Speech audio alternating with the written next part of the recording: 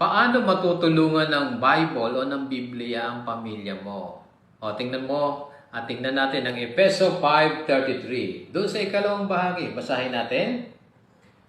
Ang asawang babae naman ay dapat magkaroon ng matinding paggalang sa kanyang asawang lalaki. Ang papel ng asawang babae, natutuwa po sa inyo ang Diyos na Jehovah.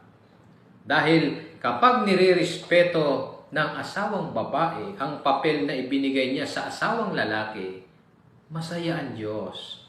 Papel ng asawang babae na tulungan ng asawang lalaki na makagawa ng matatalinong desisyon at suportahan ang pagkaulo nito. Pinupuri ng Biblia ang asawang babae na gumaganap sa mahalagang papel niya sa pag-aasawa.